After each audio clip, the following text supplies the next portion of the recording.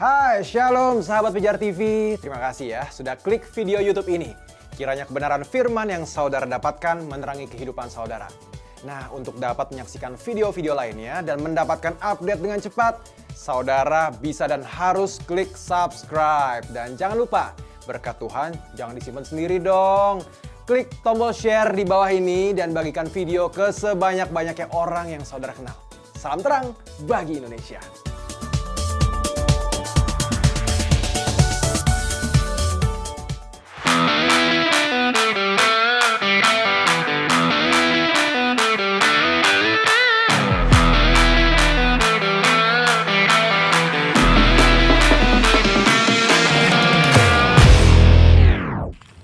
Yo, selamat bergabung di Jesus is the Answer bareng gue Christopher Tapiheru.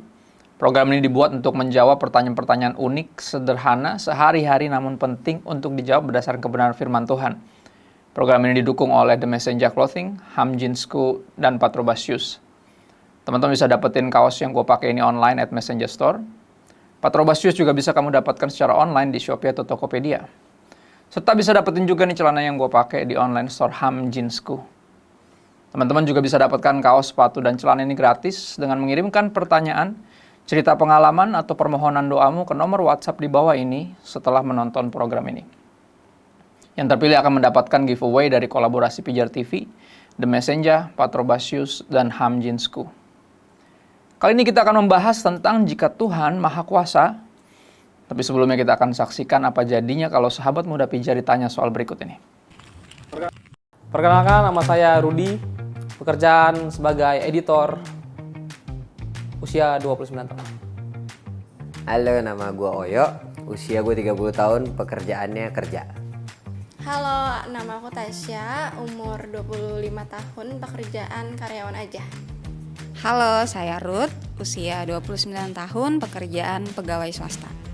Halo, nama saya Yulianus, umur 28 tahun, pekerjaan swasta. Halo, nama saya Aprilian, saya umur 30-an.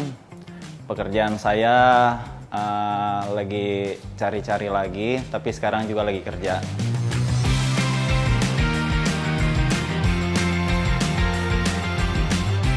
Mungkin sudah terlalu banyak dosa ya, jadi harus dibersihkan. Tunggu dulu.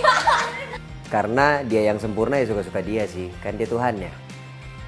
Kalau kita lihat cerita ini di dalam Alkitab, kita mengetahui waktu itu keadaan manusia sangat begitu jahat, sehingga apa yang terjadi itu merupakan konsekuensi dari perbuatan manusia itu. Jadi Tuhan menjatuhkan hukuman itu karena konsekuensi dari apa yang manusia perbuat pada saat itu.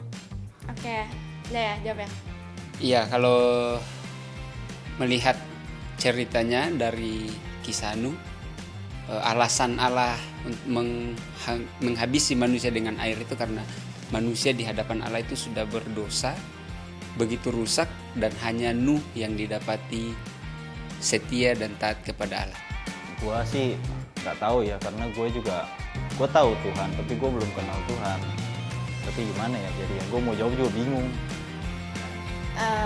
Mungkin karena manusia saat itu udah jatuh dalam dosa, dan Tuhan sendiri juga udah bilang dalam firman-Nya kalau konsekuensi dari dosa ya ada konsekuensi dari dosa. Jadi ya Tuhan juga pasti dengan sangat sedih harus melakukan itu.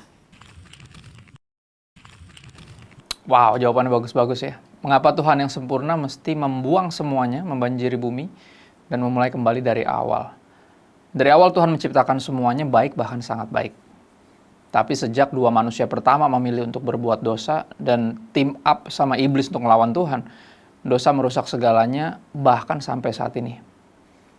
Apakah Tuhan buang semuanya? Ya, coba kita lihat dengan seksama. Di Kejadian 6 ayat 5-8 dikatakan demikian. Ketika dilihat Tuhan bahwa kejahatan manusia besar di bumi dan bahwa segala kecenderungan hatinya selalu membuahkan kejahatan semata-mata, maka menyesallah Tuhan bahwa ia telah menjadikan manusia di bumi. Dan ini ayat yang paling pentingnya, coba perhatiin kata-kata ini. Dan hal itu memilukan hatinya, dalam bahasa Inggris, and it break his heart. Ya, it breaks his heart, hatinya terluka, hatinya pilu. Berfirmanlah Tuhan, aku akan menghapuskan manusia yang telah kuciptakan itu dari muka bumi, baik manusia maupun hewan dan binatang-binatang melata dan burung-burung di udara, sebab aku menyesal bahwa aku telah menjadikan mereka. Nah, ini juga ayat pentingnya. Tetapi Nuh mendapat kasih karunia di mata Tuhan. Jadi apakah Tuhan membuang semuanya? Jawabannya tidak. Kenapa? Karena dia memberikan anugerah bagi Nuh dan keluarganya. Jadi nggak semuanya dihapus. Ya, nggak semuanya dibuang. Istilah Tuhan spare. Tuhan gave grace to Noah and his family. Dia memberikan anugerah kepada Nuh dan keluarganya. Ya, tujuannya apa? Sebagai pembelajaran bagi kita sekarang yang bertanya.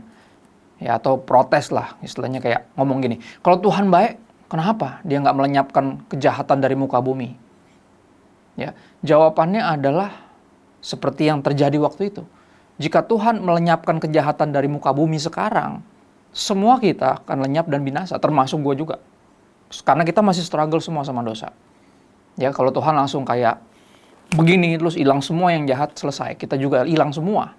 Ya, tetapi gini, ini yang dia lakukan. Yang dia pilih lakukan waktu itu dan juga dia pilih lakukan sekarang. Dia memilih untuk memberi kita grace. Ya, seperti yang dia berikan kepada Nuh dan juga keluarganya. Menganugerahkan kepada kita kesempatan kedua untuk memulai kembali bersama dengan Tuhan untuk memperoleh keselamatan.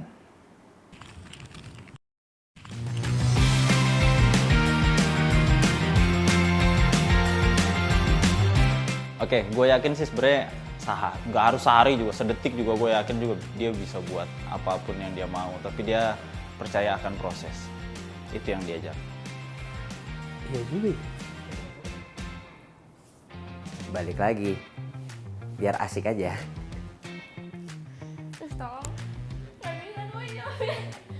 Ya kalau kita lihat memang panjangnya 6 hari, tetapi itu ketetapan Allah. Jadi kalau ditanya kenapa, ya jawabannya memang hanya Allah yang tahu. Tetapi tentu dalam kehidupan kita dapat melihat bahwa Tuhan menyediakan 1 hari untuk peristirahatan manusia dari segala pekerjaan yang dilakukan. Mungkin karena memang ya emang ada prosesnya aja untuk menciptakan berbagai hal itu. Ini menunjukkan bahwa seperti yang firman Tuhan bilang bahwa segala sesuatu ada waktunya. Jadi ketika Tuhan menciptakan pun semua ada proses, ada waktunya, sehingga Tuhan juga menetapkan 6 hari untuk mencipta. Wow, jawabannya keren-keren banget. Ya, jika Tuhan Maha Kuasa, mengapa dia membutuhkan waktu 6 hari untuk menciptakan segalanya? Di Keluaran 20 ayat 9 dan 11 dikatakan demikian, 6 hari lamanya engkau akan bekerja dan melakukan segala pekerjaanmu. Sebab 6 hari lamanya Tuhan menjadikan langit dan bumi, laut dan segala isinya, dan ia berhenti pada hari ke-7. Itulah sebabnya Tuhan memberkati hari Sabat dan menguduskannya. Di Keluaran 31 ayat 17, antara aku dan orang Israel maka inilah suatu peringatan untuk selama-lamanya. Sebab 6 hari lamanya Tuhan menjadikan langit dan bumi, dan pada hari yang ke-7 ia berhenti bekerja untuk beristirahat. Di Yohanes 5 ayat 16-17 dikatakan seperti ini. Bapakku bekerja sampai sekarang, maka aku pun bekerja juga. Seperti halnya Tuhan beristirahat supaya kita mengikuti teladannya. Ya, kalau teman-teman perhatiin, kita baca kitab sungguh-sungguh, kita tahu 6 hari Tuhan menciptakan segala sesuatu dan di hari ke-7 dia memilih untuk beristirahat. Pertanyaannya gini, emang Tuhan perlu istirahat? Emang Tuhan bisa capek? Dan jawabannya tentu tidak. Ya, Tuhan beristirahat karena dia memberikan teladan bagi kita. Ya, dia tahu dia seperti bapak atau ayah dan kita ini anak-anaknya. Ya, anak sering gagal taat tapi jarang gagal niru. Makanya dia memberikan teladan karena yang perlu istirahat tuh Anda dan saya, kita. Kita yang perlu istirahat. Begitupun dengan ketika dia memutuskan untuk menciptakan semuanya dalam 6 hari. Ada proses di situ. Dia mau kita bekerja. Ya. Dia mau kita belajar untuk menghargai proses dalam kehidupan ini. Itu jawabannya kenapa dia memutuskan untuk menciptakan segala sesuatu dalam 6 hari.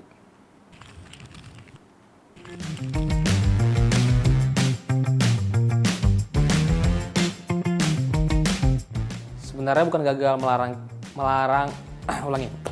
Ya Tuhan kalau kasih perintah sama kita bukan sama setan. Ngapain dia ngurusin setan?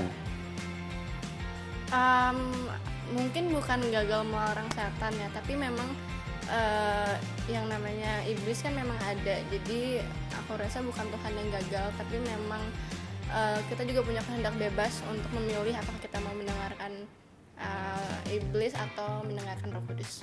Bukan gagal melarang, cuman itu memang ada maksud dan tujuan untuk mencobain kita. Tuhan nggak pernah gagal, dan apa yang setan lakukan itu ya memang bagian dari pekerjaannya dia gitu, untuk menggoda manusia. Jadi bukan Tuhan yang gagal, tetapi manusia yang gagal, tidak menuruti apa yang Tuhan perintahkan. Bukan gagal ya, tapi kalau kita lihat kasusnya Ayub, justru Allah mengizinkan iblis mengganggu Ayub, tetapi ada satu ketetapan, nyawanya tidak bisa diganggu, diambil. Artinya Allah tidak gagal, tetapi itu bagian dari proses kehidupan manusia yang harus taat kepada Allah. Bukan gagal sih kalau menurut gua. Kitanya juga kayaknya kita yang lebih setan dari setan sih biasanya. Waduh, nampaknya rata-rata setuju ya bahwa Tuhan tuh tidak gagal melarang. Atau mungkin pertanyaannya bisa kita rephrase ya, kita kalimatkan ulang. Kalau Tuhan Maha Kuasa, kenapa Dia tidak mencegah setan dari mencobai kita? Mungkin pertanyaannya seperti itu kali ya. Coba kita lihat di Lukas 4 ayat 1-2 dan ayat 12-13. Dikatakan begini, Yesus yang penuh dengan Roh Kudus kembali dari sungai Yordan, lalu dibawa oleh Roh Kudus ke padang gurun. Dibawa oleh Roh Kudus ya, dibawa oleh Roh Kudus ke padang gurun. Tapi di situ ia tinggal 40 hari lamanya dan dicobai oleh siapa? Iblis, bukan oleh Roh Kudus. Kan gitu. Nah, pertanyaannya balik lagi, kenapa Tuhan mengizinkan untuk iblis mencobai kita? Di ayat 12-13 dibilang begini, Yesus menjawabnya, Yesus ngomong sama iblis, ya kata Yesus gini, ada firman, jangan engkau mencobai Tuhan Allahmu.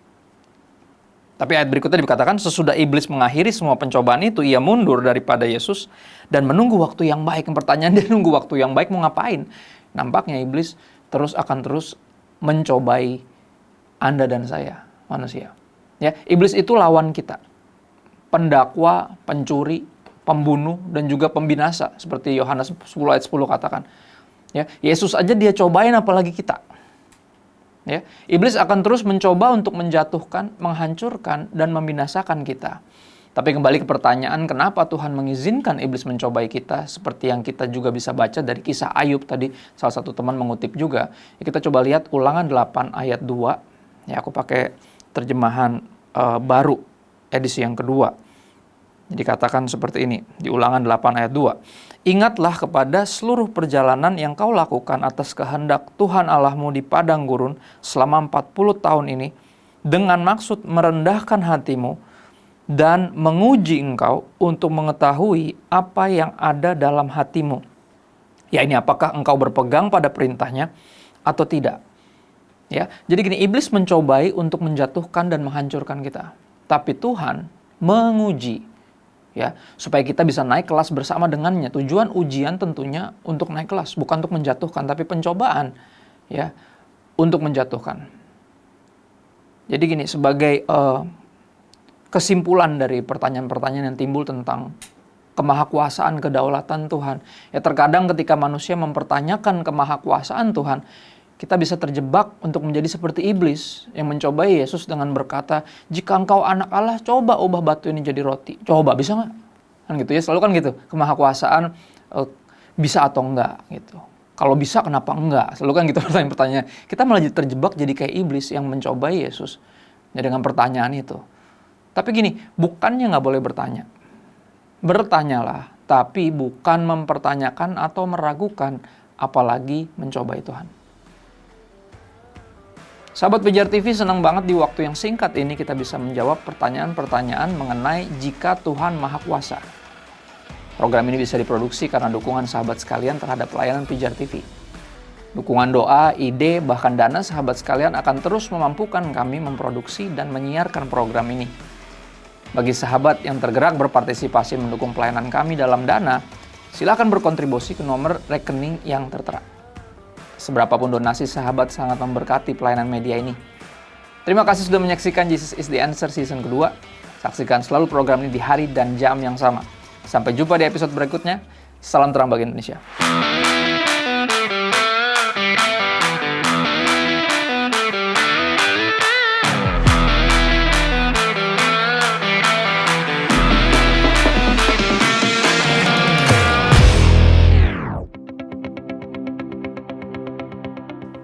Sahabat Pijar TV, terima kasih sudah menjadi pemirsa setia program-program Pijar TV. Kami sungguh rindu agar saudara bukan saja diberkati dengan menyaksikan program-program ini, tetapi juga dapat berinteraksi dengan kami untuk berdiskusi dan bahkan didoakan melalui WhatsApp dan telepon yang tertera di layar kaca ini.